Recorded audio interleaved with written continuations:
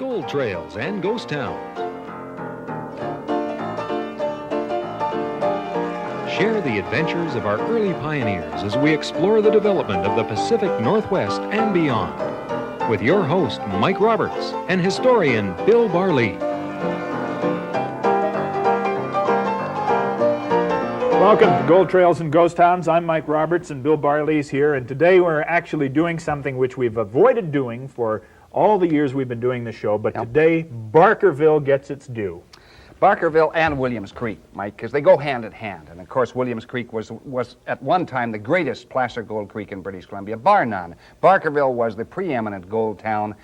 And what we're really talking about is we're talking about placer miners, and they fall into four categories: miners and dreamers, schemers and thieves.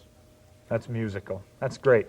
And we'll concentrate, I think, in the first two, the miners and the dreamers. And when we concentrate in the first two in that early part of the, mid part of the last century, really 1860s and 1870s, a lot of names come to mind. Names like Billy Barker, well known, the famous Caribou Cameron. But other names, lesser known names, Vittel LaForest and William Dutch Bill Dietz and Michael Burns and Ned Stout and hundreds of names of fascinating characters who flooded into this area when gold was king in British Columbia. Okay. Barkerville, the Caribou, Williams Creek, Richfield, all of those places. After we come back from this break, don't go away.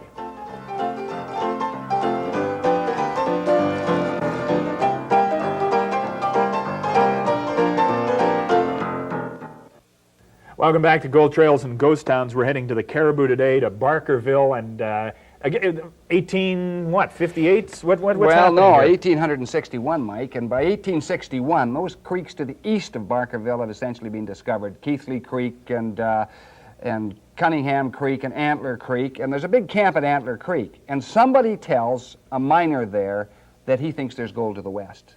And I think that somebody is the kind of shadowy John Rose, which is a rather famous miner in the Caribou. Few people know about him. But the guy he tells is a guy called William Dietz, and they call him Dutch Bill, because he's German. Most of the Germans were known as Dutch, which is rather strange.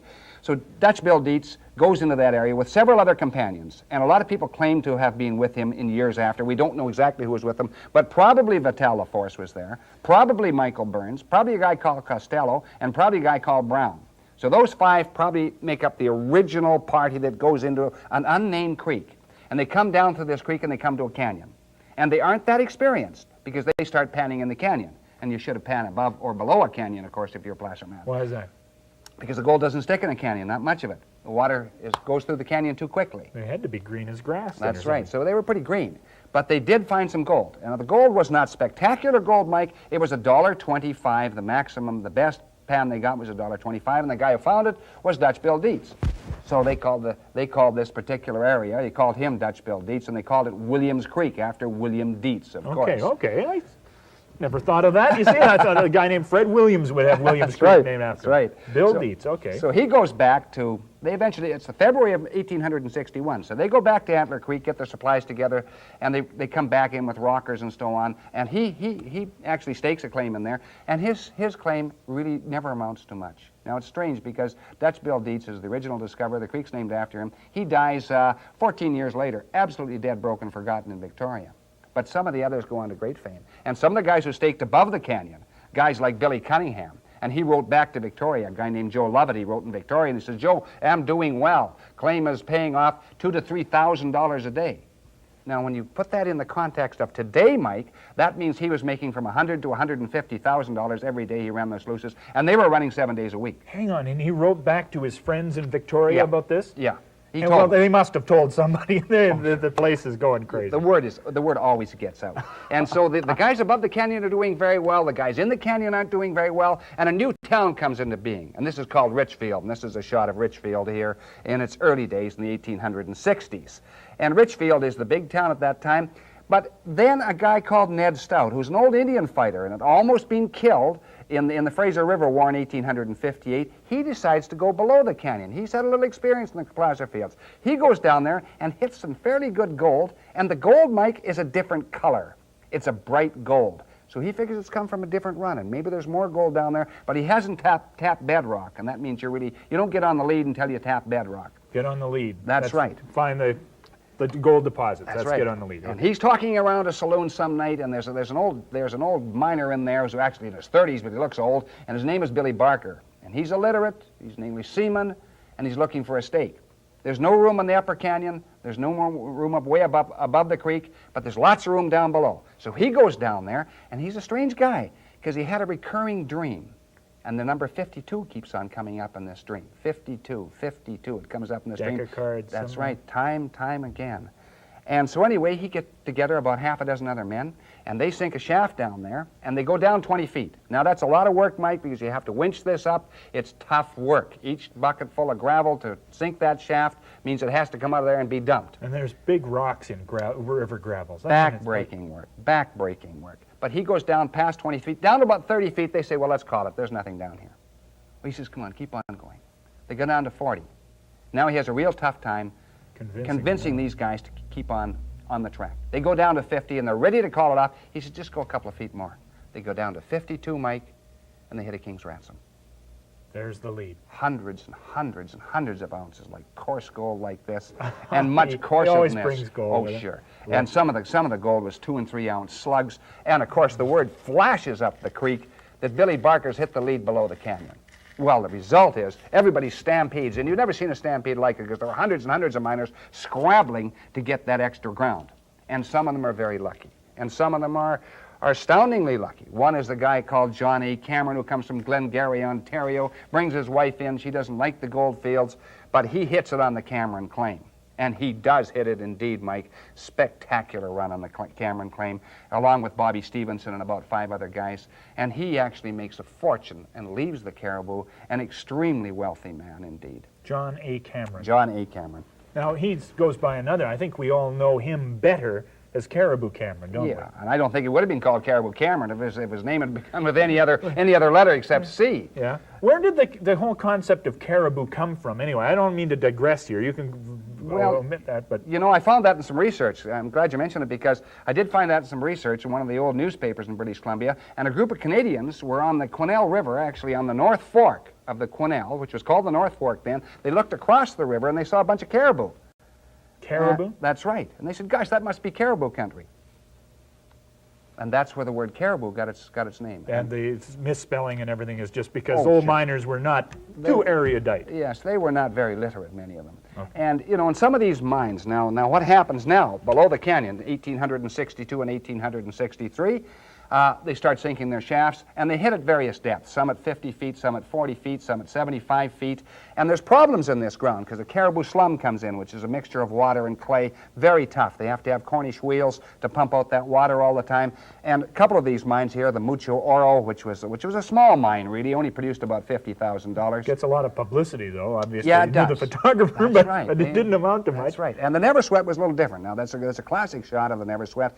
They produced, by their admission, $250,000, which is a little less than a ton. But I think, Mike, what really happens here is they probably produced a little more than a ton, possibly 2 tons. And a lot of these guys, because there was a gold tax, they hid the gold and didn't declare. So that the figures you get today from those Caribou gold fields are really underestimated by far, maybe 2 or 3 times as much at least. Good heavens. Well, if the Mucho Oro and the Never Sweat, the ones that have gotten lots of publicity, Yeah. were really small ones, what are the big ones? What are we talking about here? The big ones are spectacular. This would be the Aurora, and the Aurora was the biggest mine in the Caribou as far as recorded production, $850,000, and at that time that's between 2 and 3 tons of gold. Then you had other claims such as the Erickson and the Barker and the Cameron and the Steele, and it goes on and on. And a lot of these mines produced between 2 and 3 tons of gold admitted. These were recorded. So you say multiply that by 2 or 3 to get the actual amount because the guys avoided the tax. That's right. You know. 6 tons of gold. Oh yeah, sure. Tons sure, of tons, gold. Tons. Yeah, not pounds, not hundreds of pounds, but tons. And, you know, some of these guys, the amounts that they made per day were absolutely staggering. There's one mine that they said they only made $300,000 from. This is the Diller claim, named after J.P. Diller. And he said that he would not leave Caribou, Mike, until he left with the weight of his own weight in gold. He got his own weight in gold. He weighed about 210 pounds. And then he said, well, I'll throw in my dog, too. His dog weighed about 30 pounds. Seeing as I got a few more That's right. nuggets to go around So here. there's 240 pounds. He said, I better throw in a little more. And he left with his dog and his horse, carrying over 250 pounds by himself, and went eventually down into the States, made another fortune on the founding of this fortune in the Civil War down there. And that isn't the end of it. Now, some of these other areas were spectacular. For instance, the famous Erickson. This wasn't Oh, yeah. spectacular. Well, his best day was 202 pounds. But the Erickson. Best day. One day, 202 pounds. And that's pretty well documented. But the Erickson yielded 200 ounces a day, day after day after day, week after week after week, month after month after month. How much ground are we talking about here? I mean, if this is a claim, how much ground Average was only about 100 feet. Some were 80, some were 125. Sometimes they added up two claims together. But what we're looking at, Mike, is we're looking at 100 claims that produced varying amounts of gold. 100 good claims. Now, some of those claims that were down below the meadows couldn't bottom. They couldn't hit the lead. They couldn't hit the bedrock. They had too much problem with the Overburden water. and stuff, yeah. But when you look at the first 3 dozen claims in the Caribou on Williams Creek, about 30 to 35 of those admitted they had mined somewhere between 1 and 3 tons. Don't believe it for a moment. No? Because naturally they mined at least 3 to 5 tons or perhaps more. And some names you never hear of. And of course what happens is a town springs into being, and this town is called Cameron Town. And here it is in 1860s in all its glory, the paper, side by side wooden cabins, taking a chance. And they name this, of course, after Caribou Cameron, which is the logical thing. But then Cameron Town starts slipping about 1867. And another town takes its place, and this is Barkerville, of course named after Billy Barker. Just a little further down. That's right. And it's just up, actually. And so Barkerville comes into being, and it is really quite a spectacular town. Now, you've got a painting here. This is just a wonderful piece of work. Tell me about this piece of painting. Who painted it and when? Well, that painting is acknowledged to be the most famous Goldfields painting in Canada. It was painted in 1863, which was the top year of the gold rush, where they said only 10 tons came out, probably 20 or 30 came out of gold. And it was painted by a guy called Frederick Whymper, who was the most renowned Goldfields artist. And if you look at it very closely, you'll see it says Barker's Claim and Barkerville, and it's really quite spectacular. Barkerville, Williams Creek, Caribou. Where did you find this piece of work? I mean, this is just wonderful. I got it off a dealer years ago, paid some thousands of dollars for it, and he obtained it from a guy who came in from Australia. And it makes all sorts of sense, Mike, because there were a lot of Australian miners in the Caribou at that particular time. And to show you what they were trying to sell the public, take a look at this. And this is an original stock certificate? That is an original stock certificate. I took very good care of it. And it's actually one of the most expensive stock certificates in North America. And the reason it's expensive is because it's rare, and on the other side, as you can see, it is really quite spectacular. It shows there. It's glittering like gold itself. Right. You can see it. Sure. It's the Great Caribou Gold Rush, or the Great Caribou Gold Company, and this was put out by a guy called Unversact, who was one of the biggest thieves in the Caribou, but the stock certificate is superb. There are bottles of gold on each side, nuggets above and below, underground scenes, the whole thing. And of course, the result was he managed to milk the investors for about 40 years. So there was gold in them, our papers as well. I mean, if it couldn't be made in the creeks, it could be made on a stock exchange selling just the legend of Barkerville. That's right, and he was actually down in Wingdam, in the Wingdam area, which is just west of the Barkerville area, but gives you an idea of how they were fleecing the public, and of course they did fleece the public. This piece of paper alone, though, just the very fact that it is as bright as it is, and the gold glistens on it, what a treasure this is. Well, it sold for about $2,000, so it gives you an idea. This is the artifact is worth. Yeah. I've got 2 of them, one with what we call the bullion warrant on top of it, too, which no one has. They're just kind of pinned on there. That's what he used as another draw, or a lure, shall we say. Going to take a break here, but when we come back, there's so much more of a story evolves and develops, and we'll do that right after these words. Don't go away.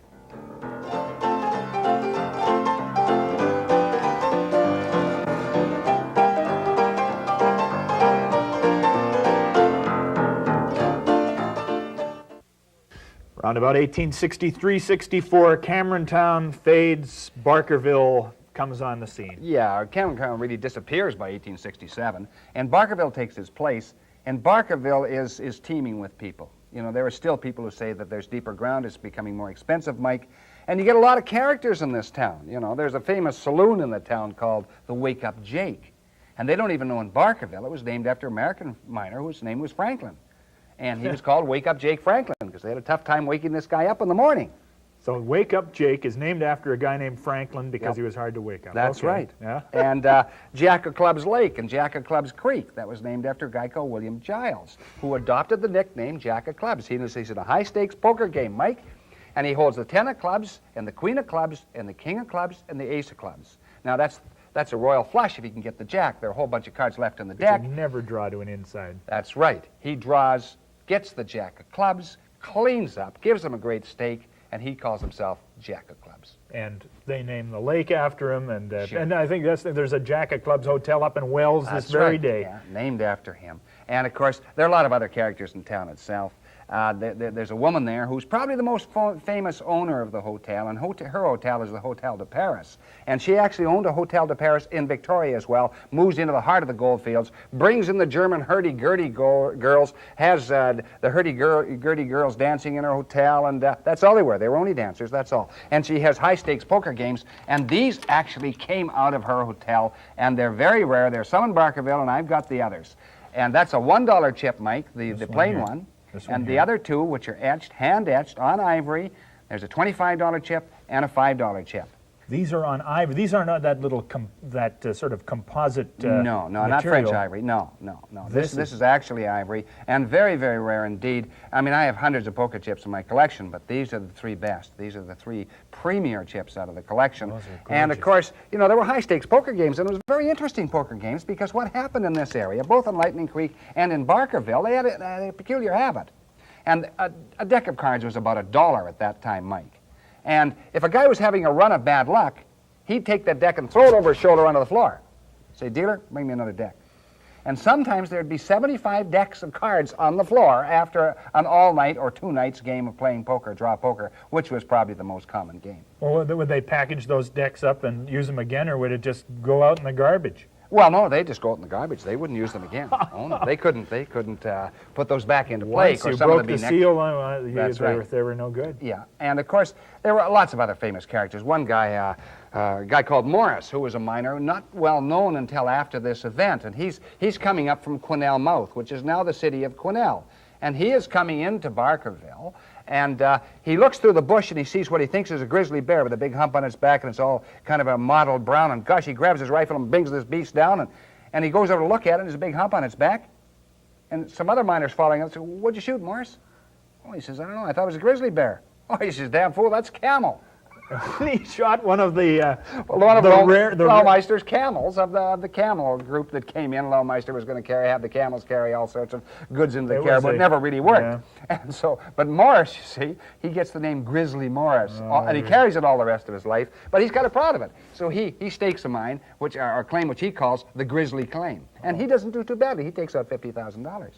Not bad. Just a little stake. Well, But sure. all on the basis of him smoking this camel. Oh, one sure day. it is, sure it is. And of course, the town itself, if you look at the scenes of the town, you'll see this is a shot from the 1860s, and what is happening here, they're driving cattle through the town, and these cattle come right up from the States, most of them. So they're coming into Barkerville to feed the miners. They've been driven all the way up over that interior plateau, all the way into Barkerville, around the long route, tough, but they made a terrific profit.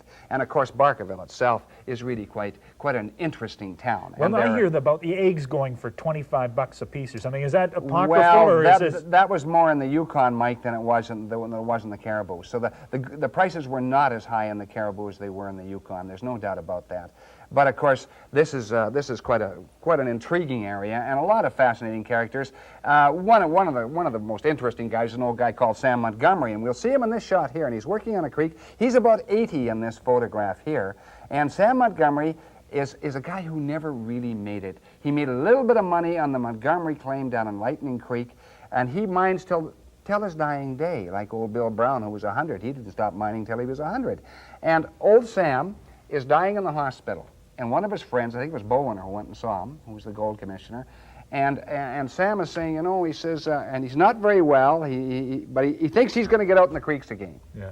And he says to Bowen, he says, I want you to get me out of here. He says, this shows the indomitable sort of spirit of these guys. He says, I want to go up to Jawbone Creek. He says, John Ferryama, he said there was some good gold up there, and if John says so, it must be so, and I'd like to get out of here. Well, old Bowen goes back to get him the next day, and he's passed on to cross the Great Divide, as they say in the mining circles. So up to, literally, his dying day, from his deathbed, he's still wanting to get back to the creeks. Oh, yeah. How long does Barkerville actually last? If it sort of rises in the mid-1860s, how long does it last? Well, let's say the height of Barkerville is probably when the Great Fire occurs. And the Great Fire occurs in September of 1868. And what happens is there's a girl ironing in Barry and Adler's saloon in Barkerville, and somebody comes and bothers her. She drops the iron, the curtains catch on fire, and the whole town, virtually all the town, goes up in flames. And the losses were spectacular, probably about $700,000 in goods. Over 100 buildings go down. Now, you hear that Barkerville housed 10,000 people, Mike. That's incorrect.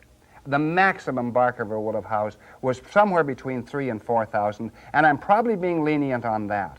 So certainly this has been an exaggeration which has been perpetrated by various writers who really haven't done their research on this. Because they called Barkerville what? The biggest city north of San Francisco and west of St. Louis. At that time, I can name probably a dozen other towns, Portland, Oregon, a whole bunch of towns in Montana, and other towns in Washington State that were far bigger than Barkerville was at its height. It was more hype. It was, you know, I mean, if you were going to Barkerville, this was just to hype it. But the fire, of course, was disastrous, and they were lucky, too, because they had 50 kegs of powder in the path of the fire, and they managed to move those out of the path of the fire. Otherwise, the whole town probably would have been flattened with 50 kegs of powder. Well, it was flattened, but I guess not with an explosion that rendered life and limb. No, about 2/3 of the town was gone, Mike. All the upper part of town and most of the central part of town, a little bit in the western part of town wasn't gone. And so they do rebuild Barkerville. And Barkerville retains some of its old fabric and its old interest, but not like the first Barkerville, not like the Barkerville of the early 1860s. But what keeps miners there, Mike, is this: is that it's a very fascinating geological problem. And what is the problem is that in the meadows below Barkerville itself, and in the western part of Williams Creek, are what they call the deep ground. And the deep ground really means that they haven't bottomed or they haven't touched bedrock. And that's where almost all your gold is always in the gold fields as far as placer gold is concerned. So you had a number of companies, the John Bull and the Richfield and the Levin of England, and all these companies, some of them expended fortunes trying to tap that deep ground. Now we do know this, that they were unable to do it because their pumps couldn't keep up with the Caribou slum. So that when the pumps couldn't keep up with the Caribou slum, that slum would come in, and sometimes the miners were killed. And in fact, if you looked at the old records of the cemetery in Barkerville, most of those miners there lived till their 30s. A lot of them killed in accidents. Even the doctor died. I think his name was Wilkinson. He died at 35. So that 31, 34, 36, 38, common age of death in that particular area. And the interesting thing is, that ground is still there, Mike. That ground, the deep ground below Barkerville, has never been tapped, even by modern methods. And, of course, we don't know how much gold is there. The quantities must be magnificent. Well, if they were hauling 200 pounds of gold out of these places a day. Well, that's a rare occasion, but, you know, 200 ounces a day was quite commonplace in the early years. That you know it's there under the meadows, waiting for technology. That's right. Excellent, Bill. Thanks very much. You're welcome. Barkerville and the characters. Thanks for joining us. Bye-bye.